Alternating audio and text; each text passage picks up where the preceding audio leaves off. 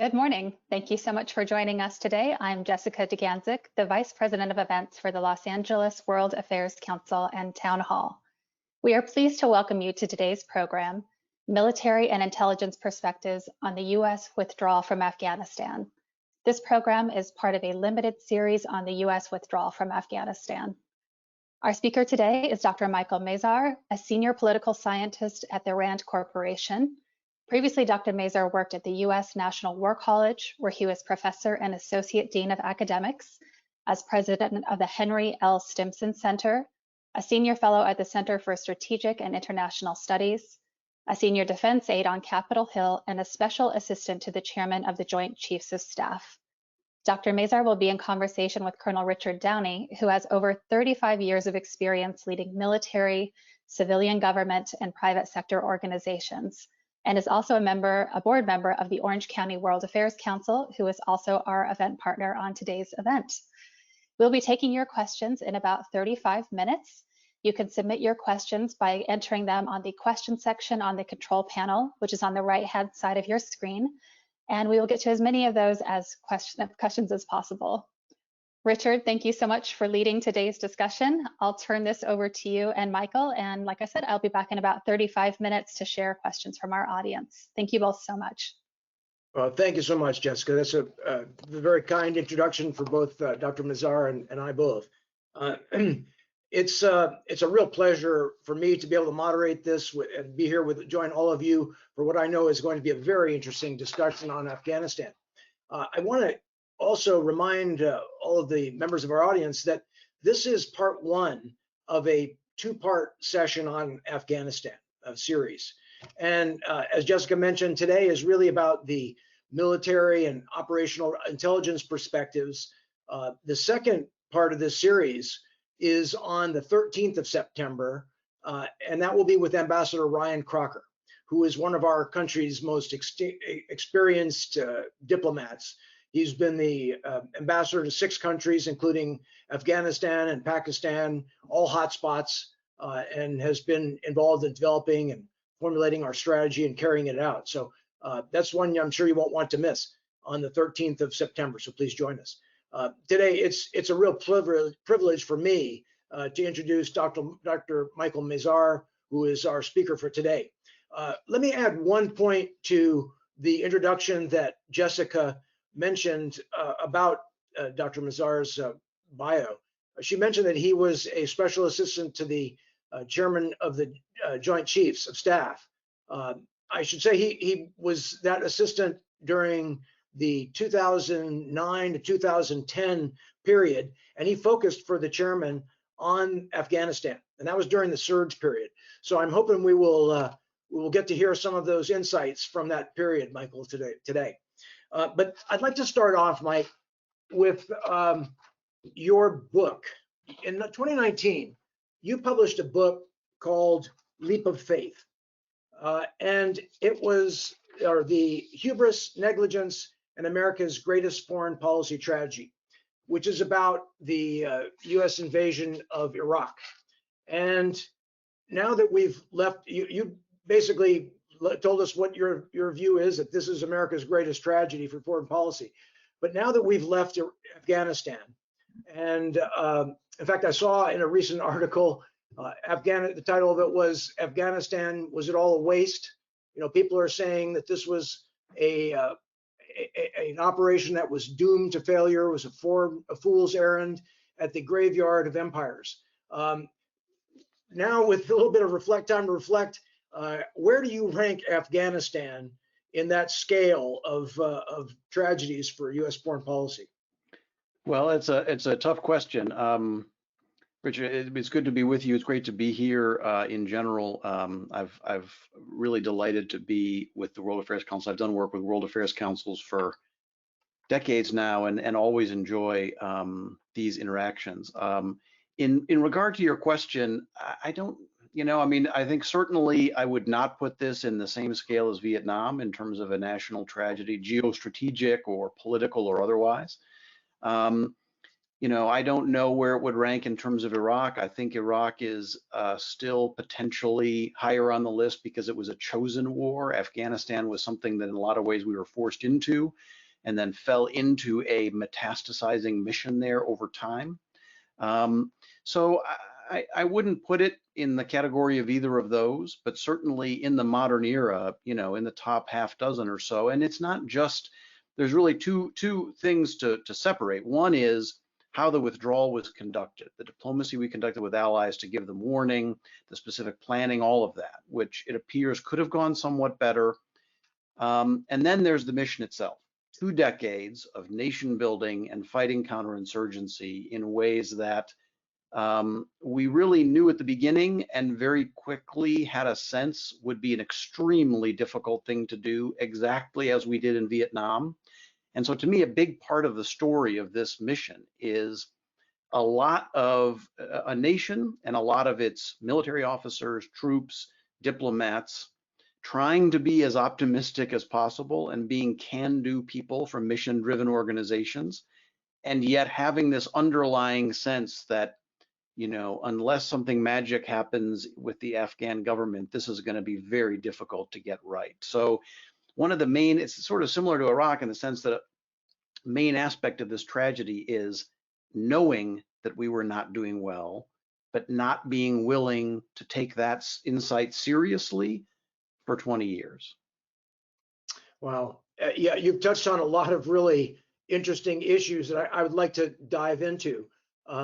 Let's go to the one I know is on everybody's mind and has been certainly on mine, and that's the rapid collapse of the Afghan military and government in 11 days, basically.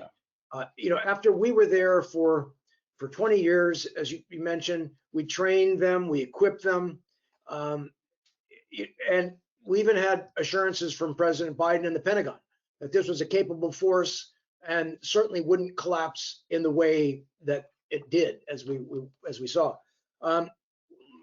This is a big question that I'd like to parse this a little bit more as we go forward. But what do you think was the major cause of this rapid collapse? Yeah. So there may be folks watching today who can offer their insights who were on the ground and saw this unfold firsthand.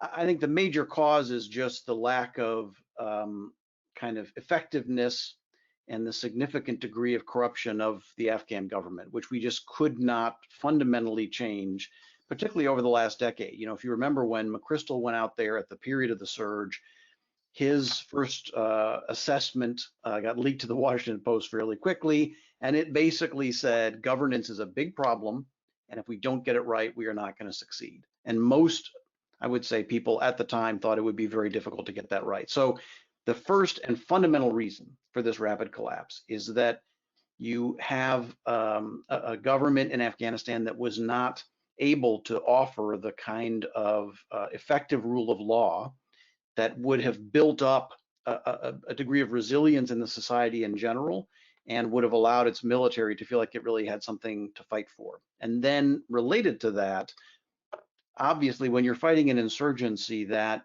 in general and in particular parts of the country especially is really interwoven into the social and economic and political life of the country, they are going to have an opportunity to make quiet, often secret inroads into relations with government officials, with military officers. And this is not a surprise. I mean, we've known this has been going on for a long time, but it appears that what happened was the Taliban may have accelerated the process of negotiating, making deals with local, district governors, local commanders, police, and military to say, look, if you will just stand aside and not fight, then you'll be better taken care of afterwards. And that process probably was already well advanced by February 2020 when the former administration made the effectively withdrawal agreement with the Taliban. It probably accelerated afterward as the Taliban sought to lay the groundwork for their success. And so you have a weak government and an insurgency that's had 20 years to place people in different positions, build contacts, build relationships, and then a couple of years toward the end to really get serious about that kind of under the surface deal making. You put all that together, and I think it gives a couple of the basic reasons why this fell apart so quickly. Oh, thanks, Mike. Some interesting aspects there. Let me just pull the thread that you mentioned on corruption there, because there's a new book out. You may have seen it. It's called The Afghanistan Papers: A Secret History of the War by Craig Whitlock, and he's making the interview circuits right now. But basically, his approach in this book is to say that our successive presidents and our military leaders knew all along that there was tremendous corruption in the Afghan government, and that the Afghan military was essentially a hollow force. He's saying that, for example, we knew that Afghan commanders took the pay of their soldiers, that they weren't equipped effectively, and they essentially hollowed out this force because, why were these soldiers going to fight for a government that wasn't really doing much for them? But I guess the really big part of this is that he asserts that our presidents and our military leaders were deceiving us year after year about how well the government in Afghanistan was doing, how capable the military was, when in fact, he's saying that our military was saying that, they certified the capability of the soldiers when they were just forced to do it.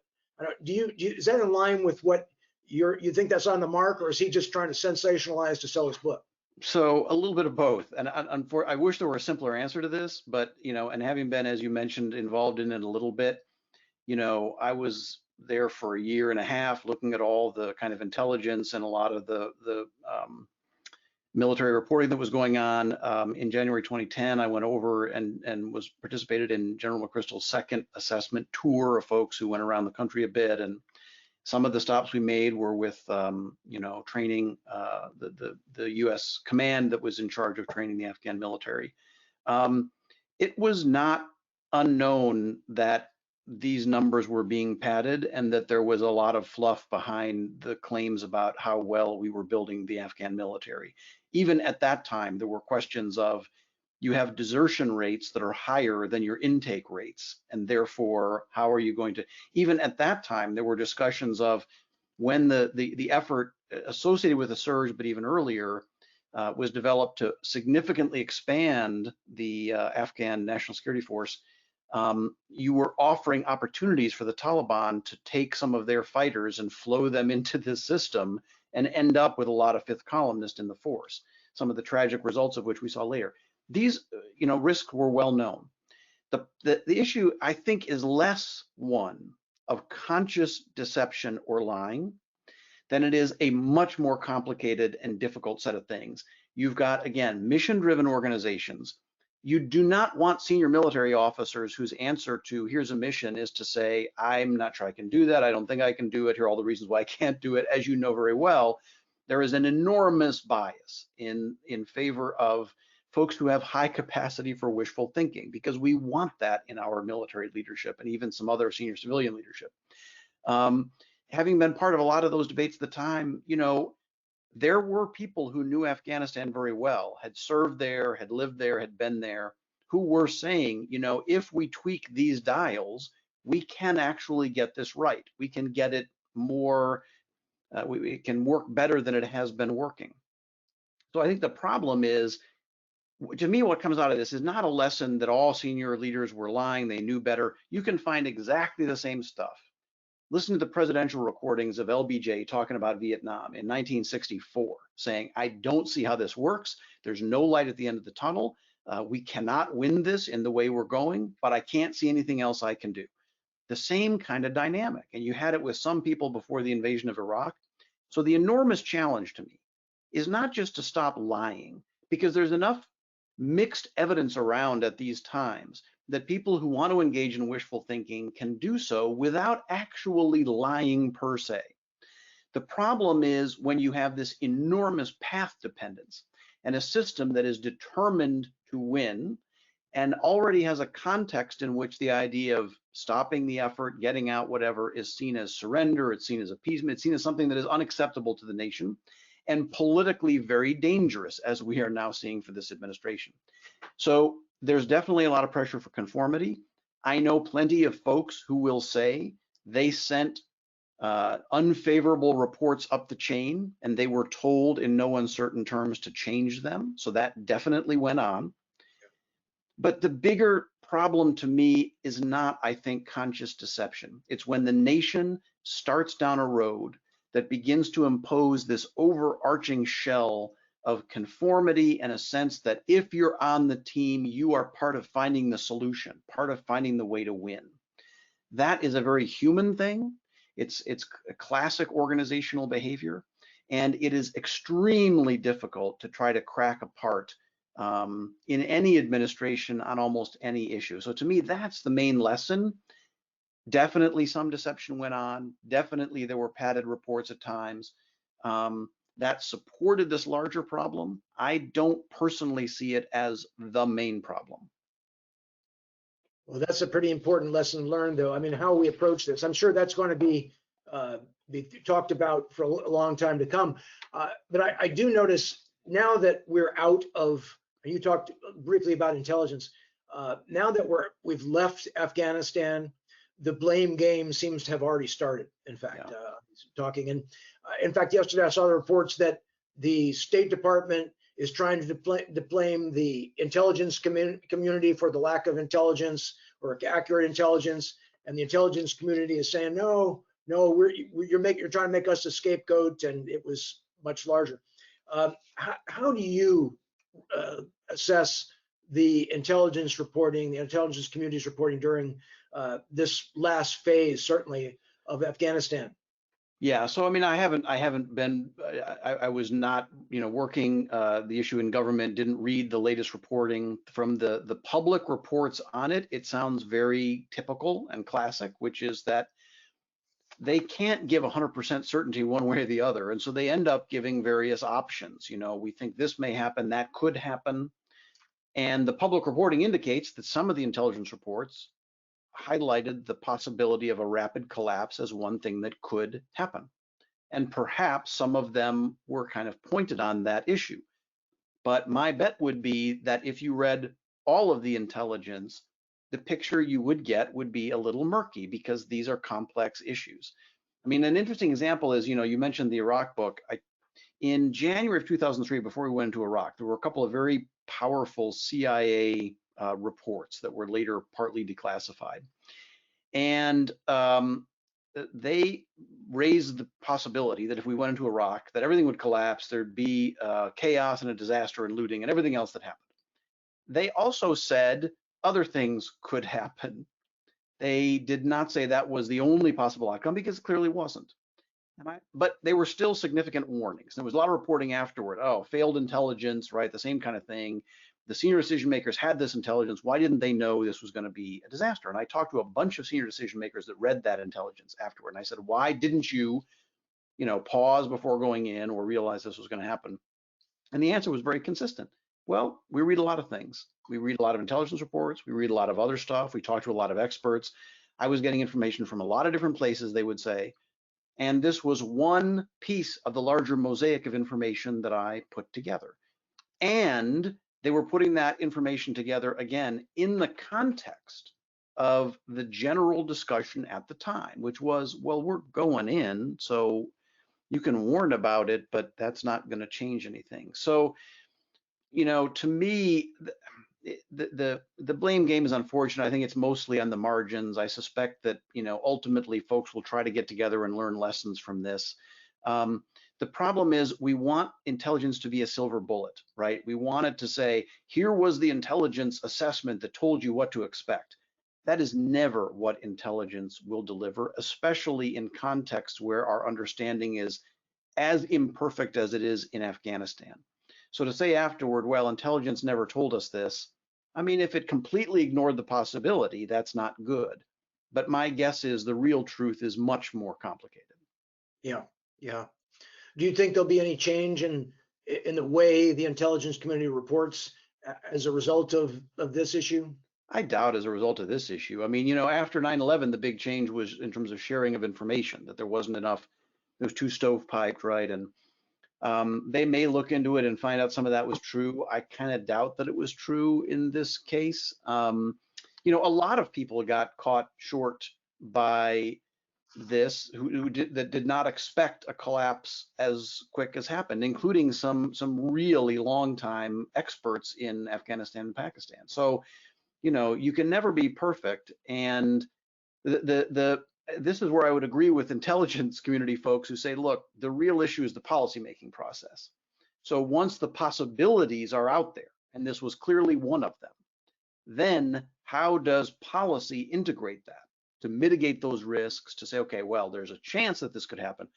I don't know if it happened in this case. All too often, certainly in the decision to go into Iraq, the policymaking process ignored a lot of real risks that were obvious from both intelligence and other sources. So ultimately, unless, again, something is a clear risk that is never highlighted to policymakers, which is rarely going to be true, the real burden is ultimately on the policy folks to say, okay, if a rapid collapse is possible, what do we have to do to possibly avoid that or mitigate that risk? Oh, good, thank you.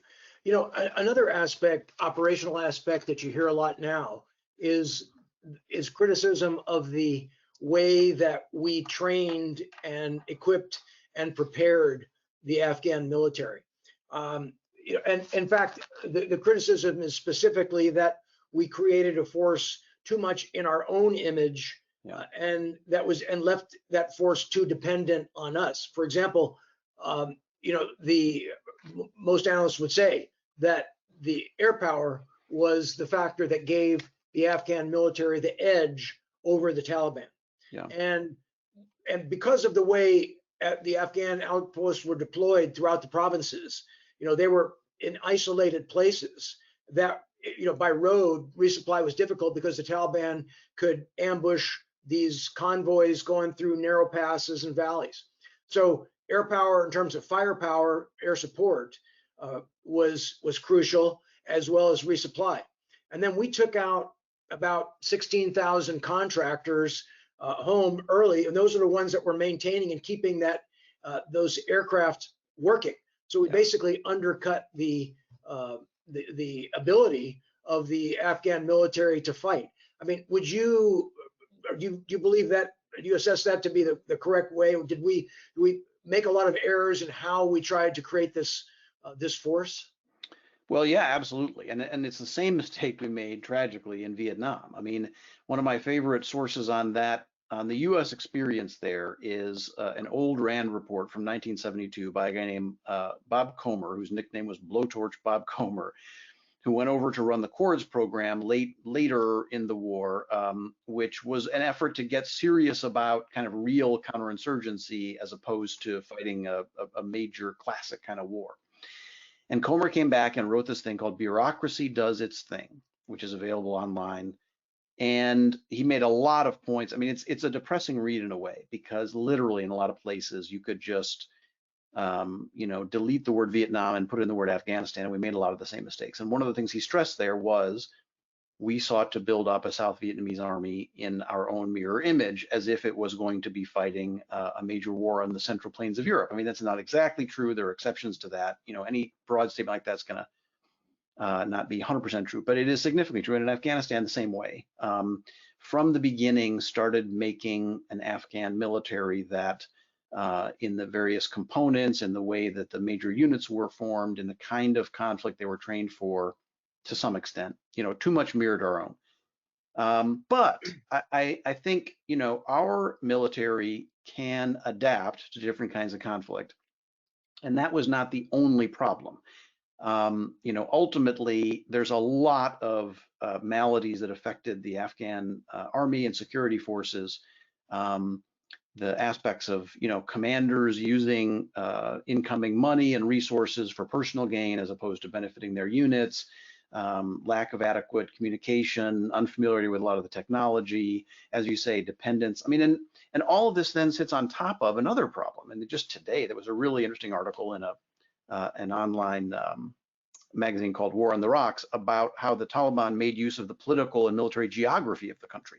So just as you say, when you have this immense, highly distributed country where you're trying to defend, either you pull back to the major cities, which was to some extent what the Soviets did when they were there, which is not a winning strategy because you're turning over the majority of the country, which is highly rural, to the insurgents, or you try to defend everything. And now you are, as you say, creating all these little outposts, very vulnerable in lots of different places. And unless you have millions of troops, the other side has an enormous sort of military geographic advantage. And air power is one way to compensate for that. And so if the air power goes away, you're going to be in a lot of trouble. So it's really a series of compounding problems. And again, this is not really a surprise. This was recognized 15 years ago. I can tell you it was just all of these issues were discussed in depth during the debates over the surge. So it was always an exceptionally difficult war to win. Yeah. And what was going to be required to win it was something that this country was just not, for good reason, prepared to do. Yeah. Yes, thank you. And that's an interesting comparison with Vietnam that you raised, and Bob Comer, who also, if I'm not mistaken, was at RAND. Is that right? Right. Mm-hmm. Yeah. If I could, though, Mike, I'd like to turn to the options regarding withdrawal. Yeah.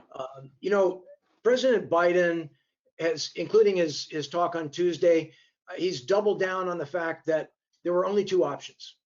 Either we leave exactly in the manner we did, or we would have to send tens of thousands of troops back in. He said there's only those two options. But Richard Hawes, who is the chairman of the president of the Council on Foreign Relations, among others, has said no, there was another option. We could have left the 2,500 troops that were already there and had been there for a while, just to help stabilize the situation. There hadn't been any deaths, U.S. deaths, since February of 2020. We could have kept some stability there before these going. How do you come down on that issue? So yeah, I disagree with that. And I think, it sounds simplistic to say there's only two options, but I think there may have been other options, but this light footprint thing was not one of them. And the reason being, to me, the speed of collapse undermines the argument that everything was stable and fine, and just with 2,500 troops and some contractors, we could have just kept things going.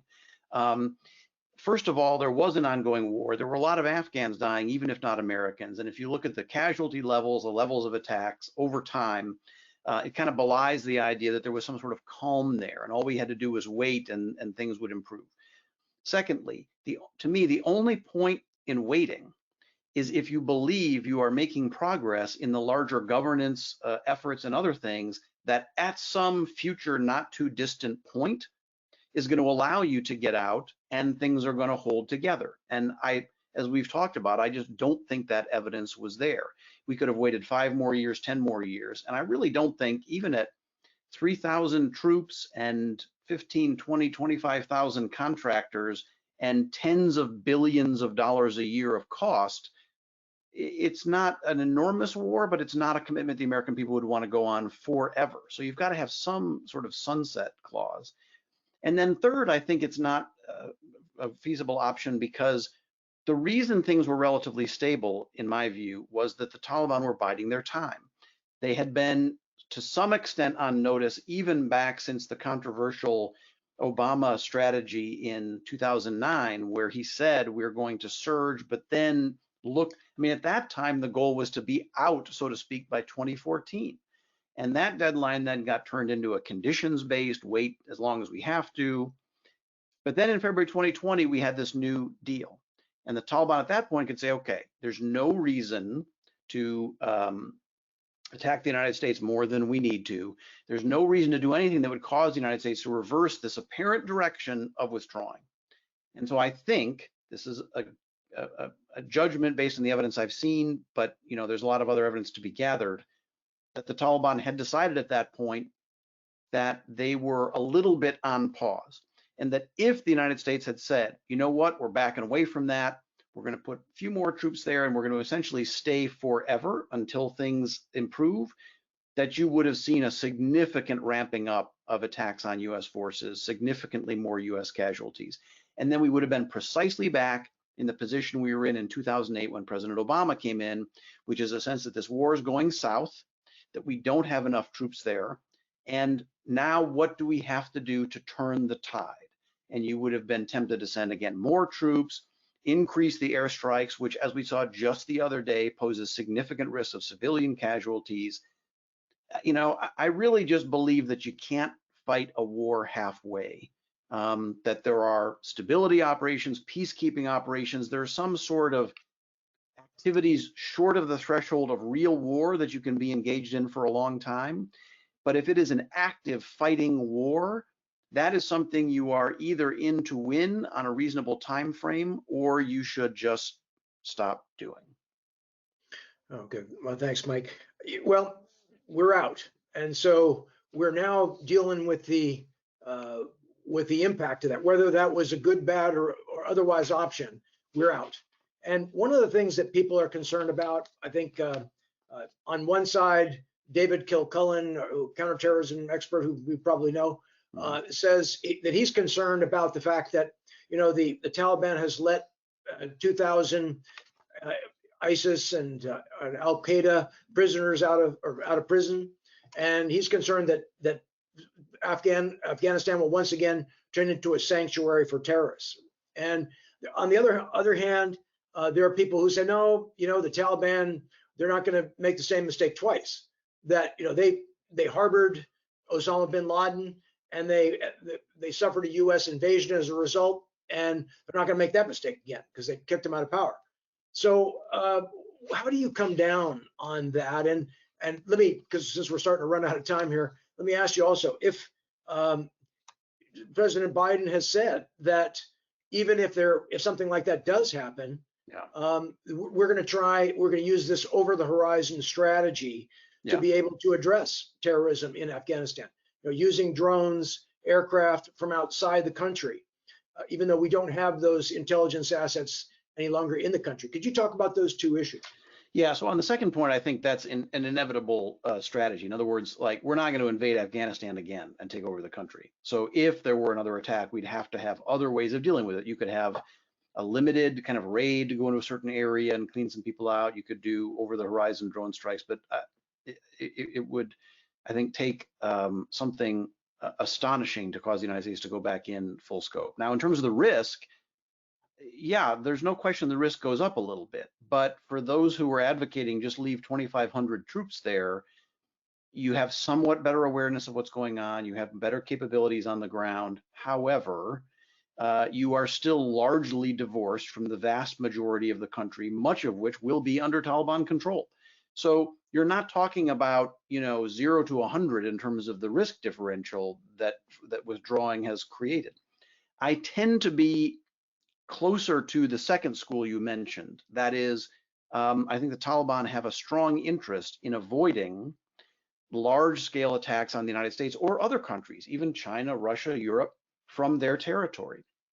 There was, before 9/11, a significant debate within the radical Islamist community about what was then called the near enemy versus the far enemy. Should they focus on overthrowing local regimes or attacking the distant powers like the United States that were supporting them? And not everybody agreed with Osama bin Laden that going after the far enemy made sense, because obviously it brought down a lot of US punishment on a lot of those groups. And I don't know if I would say the Taliban learned their lesson. I don't know what their current senior leaders are thinking, but it certainly is in their interest at a minimum to avoid large-scale attacks on the United States launched from their territory. I think we're already seeing hints that there is going to be significant intelligence sharing going on between the United States and a regime that we probably are not going to recognize for a long time, if ever. And that if we find out that there is some group planning some attack on the United States, that passing that information to the Taliban may be a way to cure the problem, or telling them we're going to take care of this if you don't. On ISIS, we know that at least for the time being, we share an interest, that they are as concerned about the operations of that group as we are, and that, as we have already seen, there may have been some individuals released, but they're no friend of ISIS. Al-Qaeda is a different case. But again, I think, there is a limited overlap of interests where we both want to avoid another 9/11 staged from their territory. Their control over the country is going to be very imperfect. Al-Qaeda is going to have a lot more running room than they had before. There are going to be higher risks. There's no question about that. But you have to balance those risks against the reality of the United States participating in an ongoing war that, if we had chosen to stay, probably would have got worse, in a situation where even in that context, we would not have had perfect intelligence or control over the country. So to me, this is a great example of every major foreign policy decision. Like Henry Kissinger once said, I think something like, in these kind of issues, the choice is never between good and evil. It's between one evil and another evil, or one bad and another bad. So you're always balancing like 55 to 45%, probability of avoiding risks. And in this case, I think the decision to end US participation in this war was on balance the right one. It appears that some of the planning for that may have gone off the rails, but the fundamental choice for the United States to end a 20-year effort, good faith effort to achieve US interests there, I think is ultimately the right choice. Oh, thank you. We need to turn to audience questions here, but let me ask you one last quick question before we do, because I'd like to open the aperture a little bit. We talked pretty much directly about Afghanistan. I'd like to open it up a bit. President Biden, in his talk Tuesday, matter of fact, had kind of painted the withdrawal as a victory of sorts, and that he said, no other country could have done what we did. But on the other side, we're hearing from allies who were not consulted about the withdrawal. I mean, Boris Johnson tried to get a call with Biden for days before he did it, and we're hearing from allies say, look, this is not the way you deal with allies. President Biden said that we needed to get out so we could deal with China and other important problems, more important than what's going on in Afghanistan. Has the way we did this withdrawal, I mean, without consulting allies, without working with it, has that really undercut our ability to address China or other strategies that we'd like to come together with allies in coalition with? Have we undercut ourselves that way?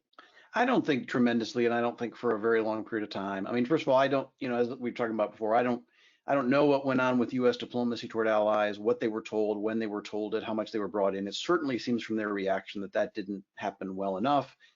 And some of the planning to get people out could, it appears, have been, although there were certain things done, the warning in April for American citizens to get out and other kinds of things, it appears that could have been fast-tracked a little more, although even there are complications. If you start flying aircraft in to evacuate American citizens in large numbers, or Afghans that had worked with the United States, you're going to get exactly the same chaos you got when we got it, because even if the US hadn't formally announced a deadline, that would be taken as the signal that we were about to get out. So, you can't get these things perfect. The diplomacy toward allies may have been bad. I can't speak to it, but they certainly claim that it was, the allies.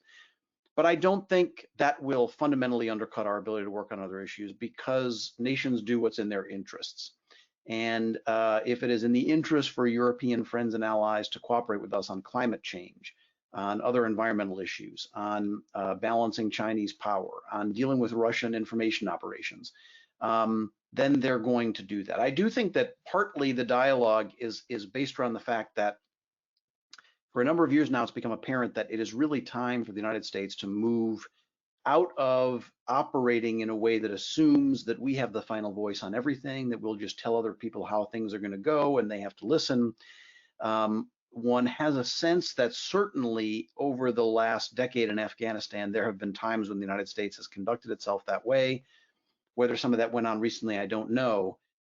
But it is going to be a more multilateral era that we're moving into. And the United States is going to have to learn to operate in ways that really brings others in and seriously listens to their perspectives and modifies its own behavior as a result. That's a big generality. It's happened more on some issues than on others. But the idea of leading by sort of telling as opposed to talking is a habit the United States has been in for a long time. And it's something that's going to have to change more fundamentally than it has so far. Well, thank you, Michael. And we need to really turn to, I know we'll have some great questions here from the audience as well. So, and you're certainly showing you're able to do that. So Jessica, would you please go ahead with the questions from the audience? For sure. Thank you so much. Before we launch into the Q&A session, I would like to thank our viewers for your continued support.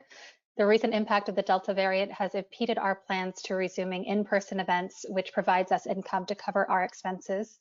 It is uncertain when we will be able to resume in-person events at this time. Therefore, we need our members and viewer support more than ever through donations and by renewing their memberships. So please help us bridge this gap through this challenging time. Please go to our website at lawacth.org and click on the donate button or become a member. We greatly appreciate your support. And now to our questions. We have way more than we're going to be able to get through in the next 3 hours. So I hope you guys are available. Yeah, great questions coming in. So what are a couple of key things the general public may have gotten wrong on the perception of the withdrawal? And is too much or not enough emphasis being placed on Bagram Air Base? Did Mike Pompeo set up a trap for the next POTUS when he sat down with the Taliban? Yeah, well, so several questions in there. And on the last one, I don't know. I mean, what Pompeo's ambitions were. The Bagram thing is, the challenge is that we shut down that air base before we pulled out and deprived ourselves of some additional air assets. And yeah, it turned out to be a handicap. Why it was done, what the discussion was at the time, whether there was a belief that the international airport was sufficient, I can't tell you. So I don't know, but it is listed as one of the things that appears to have been imperfectly addressed in the planning. In terms of what the American public don't really, appreciate as much or know, I don't know. There's been, I think even in the U.S. government, the appreciation for the nature of the government of Afghanistan, what we were trying to do to improve it, the strict limits on what we were able to achieve, even at this point, the general view of the Afghan people, of President Ghani and his administration by the end, the idea that we were just, we could never get ourselves to the point of working with a partner that was going to be able to stand up at the end. That's become sort of obvious. But all of the details of the ways in which that was true all along is something that probably most Americans don't have a lot of awareness of. But one thing I would say about the reactions recently is there's huge amount of emotional discussion and hyperventilating of critics of saying, we're abandoning friends and allies. And there's obviously tragedies going on in terms of Afghans that work with the United States. But the United States has been saying, really since it got in, that it was only there temporarily. Certainly it's been saying since 2009 that it was planning on getting out relatively soon. And since February of last year, it had a specific plan to exit. So the idea that the United States was going to get out of this war should not have been a surprise to anybody. Thank you. What was the role of Pakistan's leadership with the Taliban? What relationship will the Taliban have with Pakistan going forward? So a great question that we could spend hours talking about. One of the other problems we haven't talked about so far with the U.S. mission there, a classic condition for succeeding in counterinsurgency is that the insurgents don't have sources of support. They don't have sanctuaries in neighboring countries. If they do, you're going to be in a lot of trouble because you can't go after those sanctions or sanctuaries, and that was the case here. The Pakistani intelligence service, the ISI, was close to the Taliban, supported the Taliban, and this was true all along because their national interest dictated that they have a voice with that group. This was enormously frustrating for obvious reasons for the United States, but it was not going to change. As in so many of these cases, whether it's China's support for North Korea or other things where we have a country that we share some interests with, but not all interests, and they are simply not willing to do what we tell them to do or ask them to do, because their interests are just too strong, we got into a real dilemma with Pakistan. And we, again, it's been clear, I think, for 15 years that we were not going to get out of that jam, that Pakistan was simply not going to do what we asked, and that imposed decisive constraints on whether we could be successful. So to some extent, it's another aspect of wishful thinking of that we kept hoping against hope that we could convince Pakistan to see this as we saw it, and we just weren't able to do that. What they're going to do now, I don't know. I think you already get signals that there's a little bit of buyer's remorse going on here, that they're a little concerned about what they may have bought in the success of the group that they supported. Certainly there were those along the way who thought that the ideal situation for Pakistan was that the Taliban, they could keep supporting the Taliban, but they wouldn't actually win. So now I think, they don't want huge amounts of instability on their border. There are domestic radical groups, extremist groups inside Pakistan, sometimes known as the Pakistani Taliban, that they are trying to control, that have links to the Afghan Taliban. So it is an enormously complex thing for Pakistan to manage. But again, we have some overlapping interests in that nobody wants the worst extremist outcomes to occur now. Pakistan doesn't want it, China doesn't want it, Russia doesn't want it. And so there are limited ways in which we can continue to cooperate to achieve some minimal aspect of our interests there. Mike, if I could just add, in terms of following that train of buyer's remorse, some analysts are saying that Pakistan will really regret it, because now that the Taliban, they've helped the Taliban, but now they expect the Taliban to help their brothers in Pakistan to attack the Pakistan government. Would you? Well, right. I mean, and that may happen. Again, the Taliban in Afghanistan may be too clever for that. They may try to do it quietly and get caught. I think the other thing that particularly leaders in the ISI might now assume is, okay, we've helped you all these years. Now you're our client, and we'll tell you what to do. And I'm sure that the answer is going to be no. We consider ourselves a sovereign government, and no more than the Americans are you going to tell us what to do. So yeah, it's going to be as tough for Pakistan now to deal with that situation as it will be for us, and in some ways even more so, obviously, because it's on their border. Thank you. I read that the Biden administration is discussing working with the Taliban to fight back against ISIS-K. Can you comment on that? So only based on the public reports I've seen, which are of course the same. We do know that ISIS-K has essentially indicated that the Taliban is an enemy of theirs. So yeah, I would certainly expect that to happen. There are public reports indicating that it has been happening. That would not surprise me. I don't know that that's true. But yeah, that's one of those examples of places where our interests may actually align. Thank you. What have the Taliban been doing the last 20 years, aside from teaching themselves how to fly Black Hawk helicopters? So they have been waging a very successful insurgency. I mean, based on some of the videos I've seen, they've taught themselves how to drive a Black Hawk around an airstrip, but not necessarily really how to use one. So they have been operating a classic insurgency, finding ways to fight back against a militarily stronger adversary, infiltrating themselves into Afghan society. I guess that would be the primary thing I would say, is that as with any successful insurgency, they have used their ethnic, tribal, national ties, particularly in the Pashtun areas of Afghanistan, to gain much stronger connections into local villages, towns, cities than the United States, or even in many cases, the Afghan government did.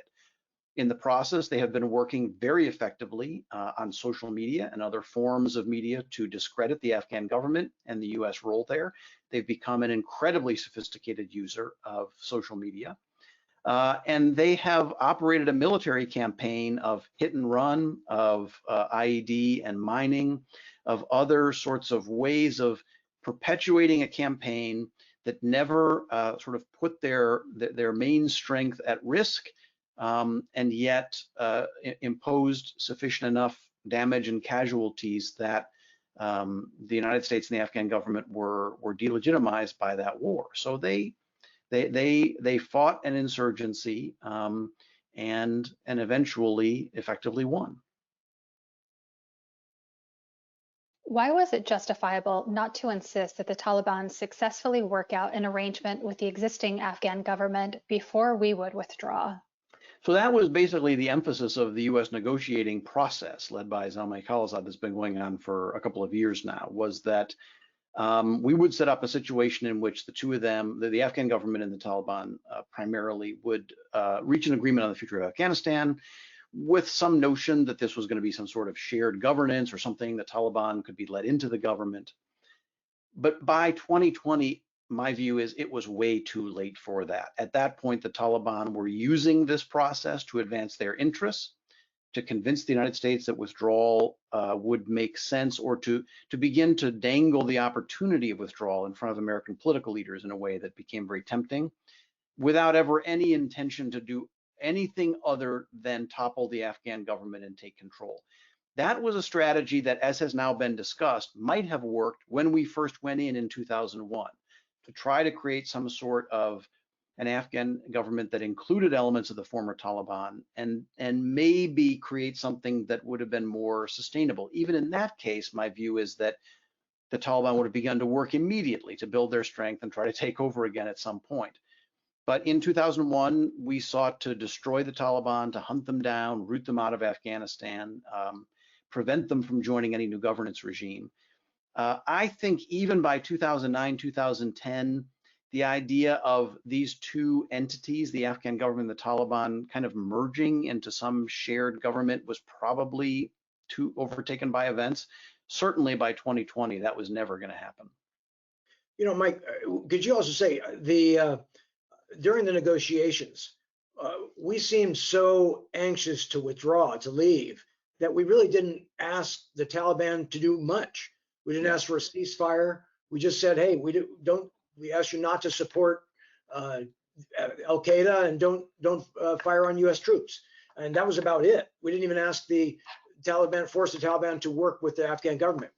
Were we too lenient in that process? No, we just had lost our leverage. I mean, unless we were going to threaten massive escalation, which we were not prepared to do, thankfully, we'd lost our leverage. I mean, the United States really, I don't even know when I could point to the peak of U.S. leverage over the Taliban, would be, because we had relatively low force levels, 2004, 5, 6, 7. By 2008, you've got a real crisis where the Taliban making significant leeway or headway across the country. Then you have the surge, but the surge is of course accompanied by a promise to get out within a few years, which I think made sense in political terms, but convinced the Taliban that if they, their view all along was if we wait long enough, America is going to leave. The problem is, and this was in arguments in 2009 with critics of President Obama's strategy, who said we should never have had a deadline. And my answer was, so you're going to tell the American people we will stay there forever? Because again, the metrics on governance improvement was just not very good in 2010. And so there was no end, there was no light at the end of that tunnel. So this again gets back to the idea that war is something that when you enter into it, you should make a decision. Clausewitz said the number one thing is to understand the kind of war you are getting into. And when we're entering World War II and we can see, okay, here's how this ends. We go to Berlin, we get unconditional surrender, we win. There's risk to that. There's a chance, I suppose, we might not win, but that is what we are committed to doing. And when that happens, this war will be over. In a counterinsurgency situation, you're rarely going to have that kind of clarity. And so this was the central dilemma all along, was that our adversary was going to wait essentially forever, and our leverage was going to peter away over time. And that's exactly what happened, in particular between 2014 and 2020, when it was apparent that the threat of escalation just wasn't there. So when we came to that table, we really had no ability to demand much of anything.